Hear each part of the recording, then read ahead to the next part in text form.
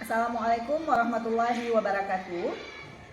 Saya Marisa Afrina, CGP Angkatan 9 dari SD Negeri 15 Banda Sakti, Kota Luk Semawe.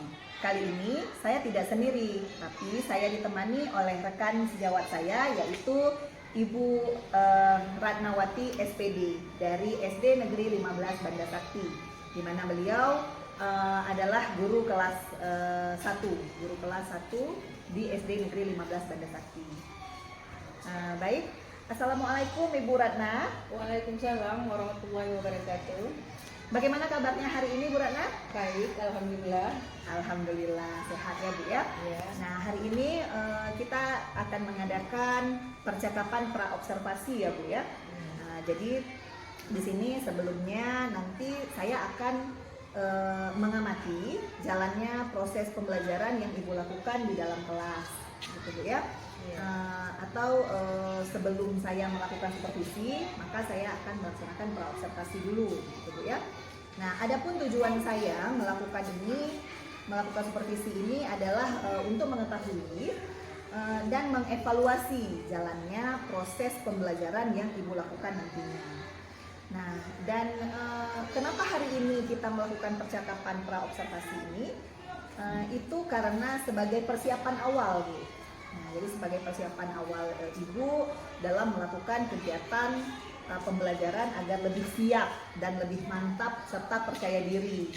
Nah, sehingga memberikan pelajaran yang terbaik bagi siswa, begitu Bu ya. Iya. Nah, jadi di sini ada beberapa hal yang akan saya sampaikan. Yang pertama berkaitan dengan tujuan pembelajaran. Nah, jadi kira-kira apa tujuan pembelajaran yang akan Ibu ingin capai nanti di dalam proses pembelajaran? Pada awalnya dalam perancangan RPP saya mulai dengan membuat tujuannya dulu. Di mana di situ saya mengharapkan kepada peserta didik mampu dulu, yaitu karena kan materi yang saya ambil adalah mengenai bangun datar. Jadi di situ saya mengharap sekali kepada anak didik saya yang bahwa bisa menyebutkan yang pertama dulu, yaitu tentang jenis-jenis daripada bangun datar seperti segitiga, persegi dan lingkaran. Yang kedua yaitu mampu menyebutkan benda-benda yang ada di sekitar lingkungan kelasnya dulu, yang dia amati di sekelilingnya. Yang ketiga yaitu mampu menyusun dan membuat sebuah produk sehingga bisa menghasilkan sebuah karya yang bisa kita lihat dengan nyata, dan juga bisa menguraikan produk tersebut yang telah ia buat. Itu aja Bu. Jadi ada 3 ya di sini tujuan pembelajaran Ibu ya. Iya. Baik dari mengenal pertama siswa ya Bu ya. Kemudian Menyebutkan siswa itu bisa menyebutkan dan kemudian bisa merancang ya. Iya. Bisa membentuk satu buah produk gitu Bu ya. Iya. Nah, jadi di sini bagaimana dengan area pengembangan yang ingin Ibu capai untuk observasi kali ini? Area perkembangan peserta didik yang pertama yaitu di segi pengetahuannya. Nah, yang kedua yaitu tentang keterampilannya. Iya. Kalau di segi pengetahuannya berarti siswa mampu menyebutkan jenis-jenis daripada bangun datar secara konkret yang saya perlihatkan secara nyata. Yang kedua yaitu tentang pengetahuan tentang keterampilannya, yaitu bisa membuat, menyusun dan menguraikan setelah ia susun berarti bisa dia hitung berapa macam bentuk bangun-bangun datar yang ia gunakan dalam satu produk tersebut. Baik sekali Bu ya. Nah, kemudian di sini saya ingin menanyakan rancangan pembelajaran yang ingin Ibu terapkan. Nah, di saat Ibu nanti mengajar di kelas, gitu kan? Mungkin dari strategi pembelajarannya atau model pembelajaran yang Ibu gunakan saat nanti proses pembelajaran berlangsung ya Bu ya. Kemudian metode pembelajarannya apa yang Ibu gunakan? Nah, kira-kira. Di awalnya saya dulu kan menyiapkan dulu yaitu RPP-nya. Yang kedua yaitu media atau alat peraga. Yang ketiga yaitu model yang di waktu saya melaksanakan pembelajaran berarti saya harus menerapkan model pembelajaran itu PJBL. PJBL itu memang berbasis proyek, menghasilkan produk akhirnya. Proyek itu bisa dikasih nampak oleh si anak-anak setelah ia menyelesaikan tugasnya. Berarti tadi PJBL ya Bu ya, Iya. model yang Ibu terapkan nanti insya Allah ya. Iya. Nah, media pembelajaran yang akan Ibu gunakan nanti kira-kira apa saja Bu? Nah, yang sudah Ibu susun. Yang pertama yaitu saya perlihatkan ataupun saya buat sendiri alat peraganya itu tentang bangun-bangun datar itu seperti segitiga, lingkaran, segi empat, dan ada benda langsung saya perlihatkan yang saya bawa sendiri.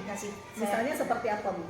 Seperti misalnya yang saya buat dari karton, karton yang bisa kita pegang, saya bentuk, saya potong, saya kasih nampak. Yang kedua yaitu dengan menggunakan PowerPoint. Oke, berarti pakai laptop ya Bu? Pakai laptop. Berarti menggunakan PowerPoint, kemudian Ibu juga bawa alat peraga yang memang bisa disentuh langsung oleh siswa gitu ya Bu ya. Terus Ibu juga bawa benda yang misalnya seperti lingkaran itu berbentuk jam misalnya gitu Bu ya. Iya. Nah, jadi itu yang akan Ibu gunakan nanti di kelas. Oke.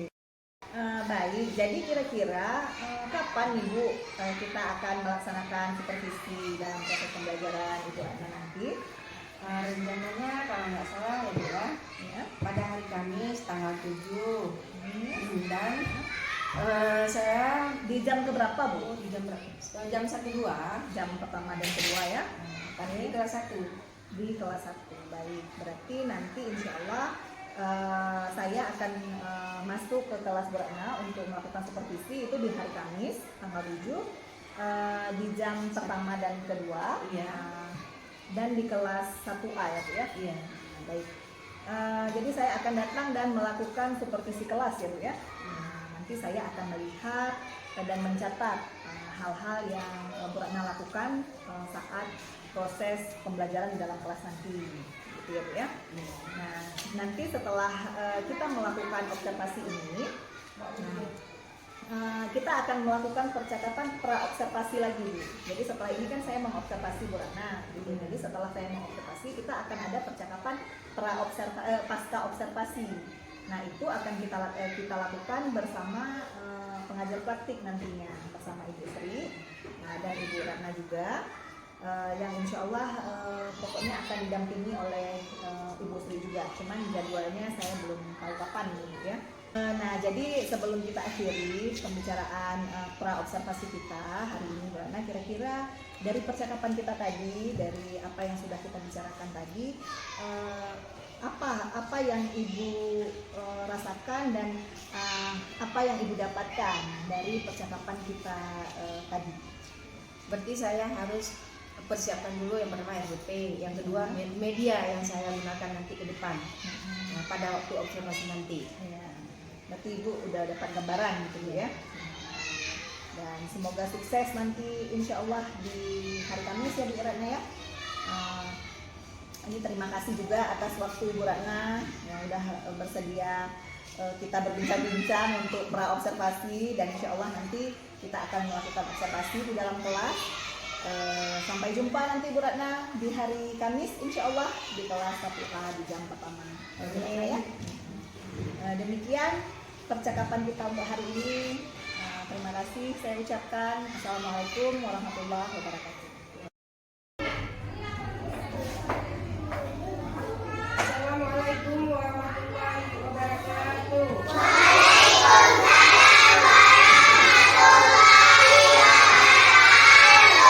Apa kabar anak ibu hari ini? Tangannya semua ke atas ya. Coba mulai.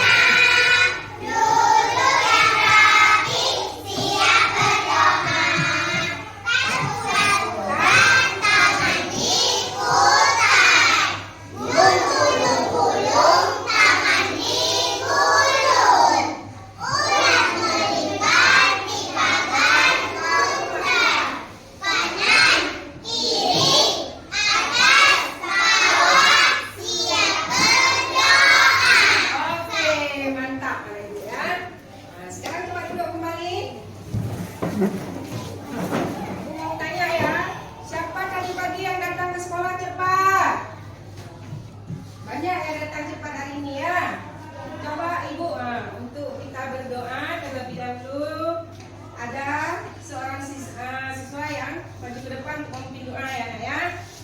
Coba Nurul Sabitri.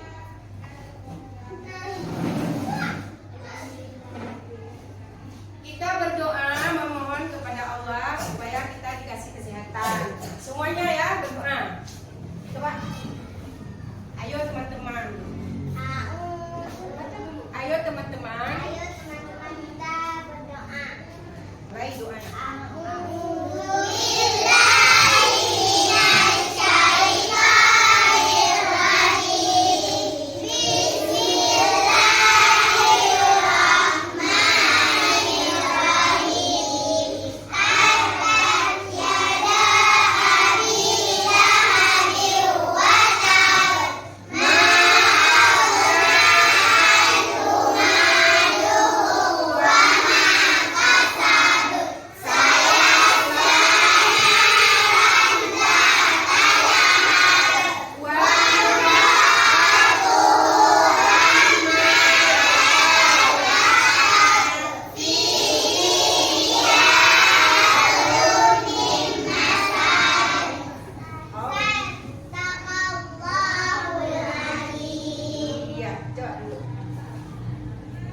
Sudah selesai kita baca doa, tentunya kita sudah dikasih berkah sama Yang Maha Kuasa. Nah, apakah hari ini ada yang hadir? Ada? Ada semua ya. Dengar itu pada nama ya.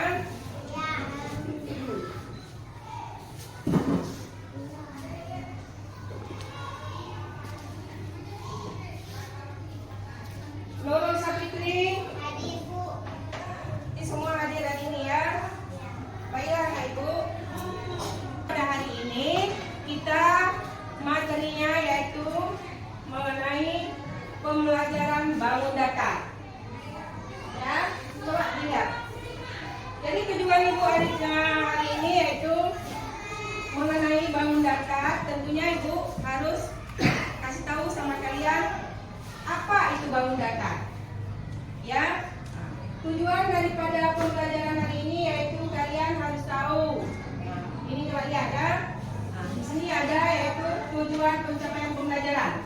Yang pertama, Ibu mengharapkan kepada kalian yaitu yang pertama mengenal, ya, mengenal dan menjelaskan jenis-jenis bangun datar, segi 3, segi 4, Dan lingkaran dengan yang kedua, siswa mampu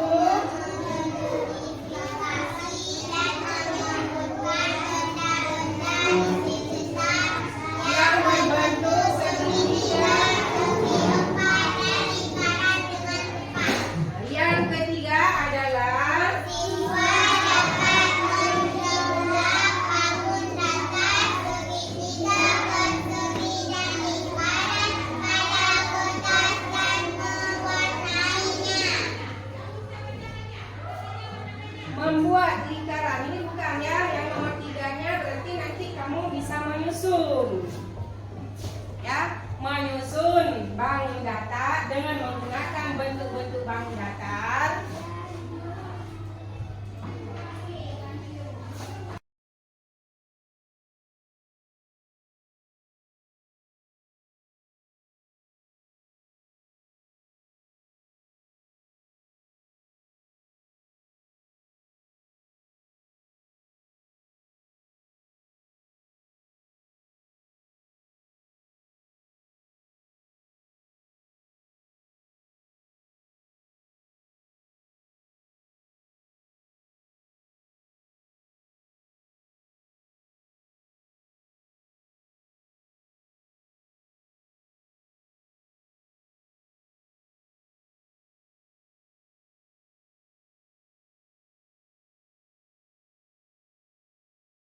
Yaitu tanda rambu-rambu daripada lalu lintas.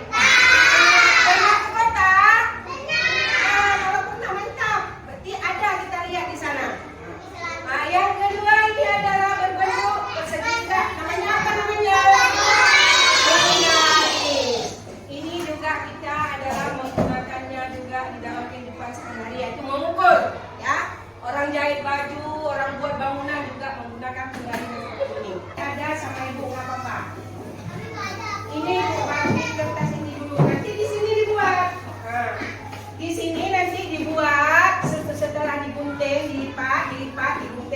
dibentuk bangun yang seperti ini, ya. Atau mau buat gambar ikan, bentuk gambar ikan boleh.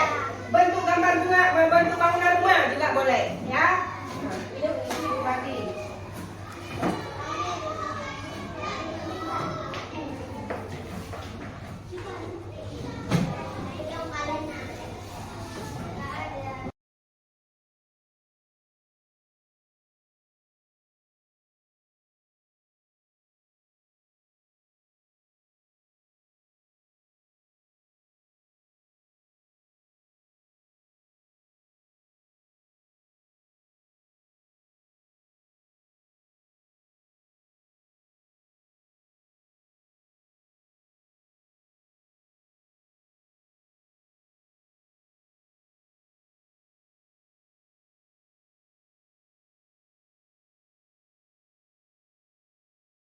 Bisa kasih nampak sama kawan.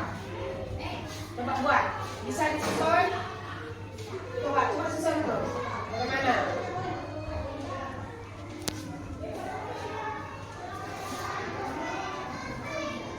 Nah, coba perhatikan semuanya. Nurul Sapitri yang membuat untuk menghasilkan bangun yang lebih besar lagi. Bagaimana caranya?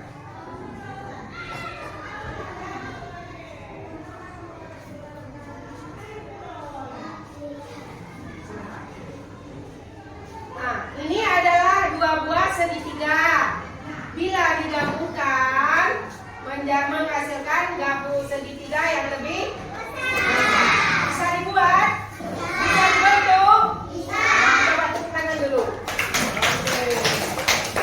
Nah, kemudian selanjutnya ya, punya kawan. Nah, ini adalah punya kawan kita mewakili dari kelompok hijau. Kelompok hijau ya. Nah, ini dia membuat satu bangun, yaitu rumah. Dalam membuat rumah, dalam menyusun rumah, dia menggunakan macam-macam bentuk bangun datar. Di antaranya, coba ada yang tahu coba susunan bentuk bangun apa saja yang dia gunakan? Segitiga. Apalagi? Petak persegi namanya. Apalagi? Nah, persegi panjang. Nah, berarti ada berapa susunan, semua jumlah susunan yang ada pada rumah ini? Coba hitung. Segitiga 1, persegi 2, 3, 4. Jadi susunan rumah terbentuk atas 4 bentuk, atas 4 bangun datar ya, atas 4 buah bangun datar. Tepuk tangan dulu untuk kelompok hijau. Oke, tepuk dulu. Sudah. Nilai tinggi hari ini? Ya. Gimana kamu tahu bahwa kamu dapat nilai tinggi? Oke, tepuk tangan dulu kepada kawan kita. Karena dia bisa menjawab soal dengan benar. Dapat konten tinggi, yakin dia. Berarti semangat.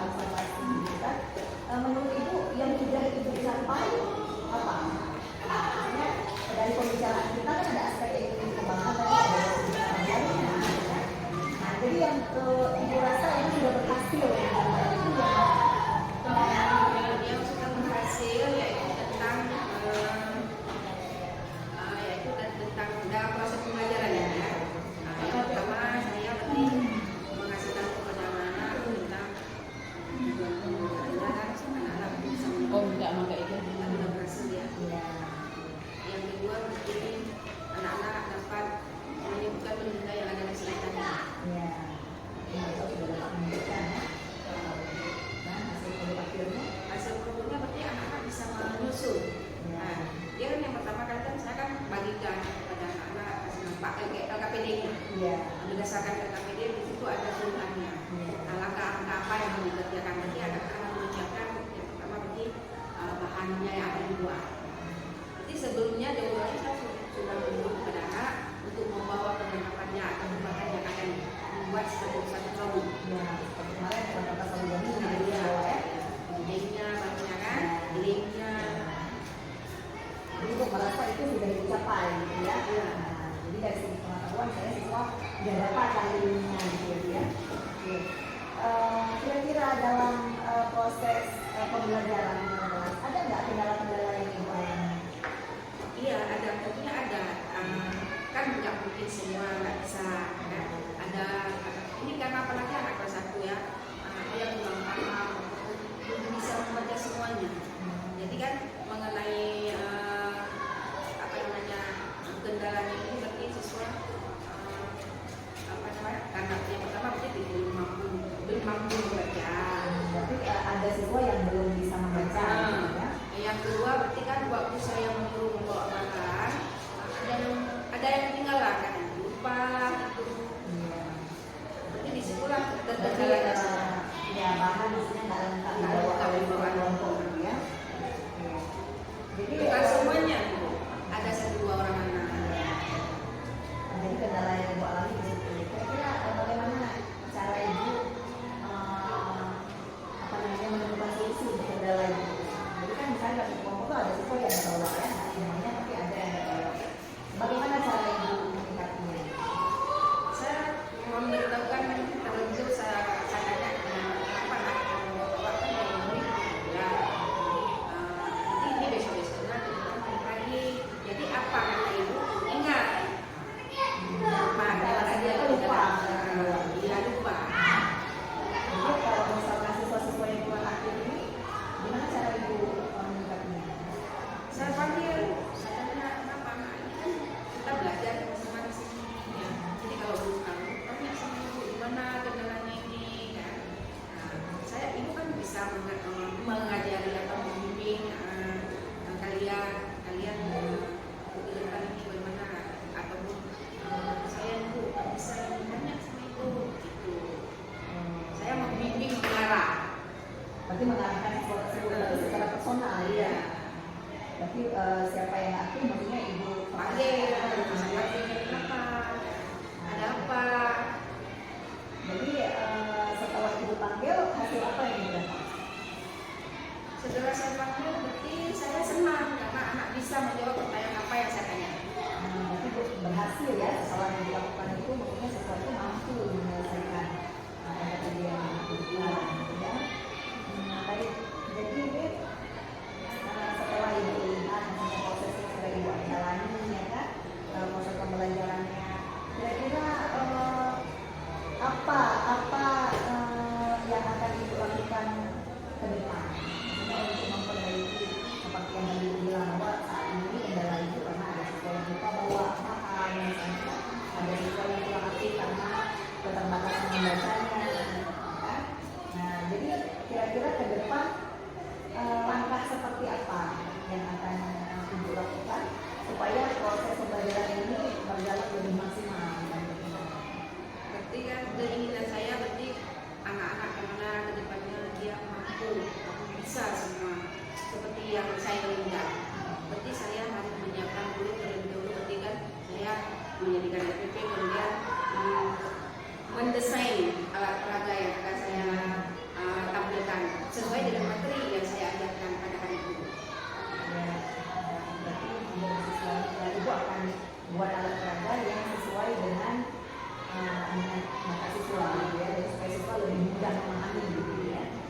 Itu juga dengan minat baca siswa ya. Jadi itu harus meningkatkan minat baca siswa yang mana dengan mereka bisa membaca maka mereka akan lebih Lebih mudah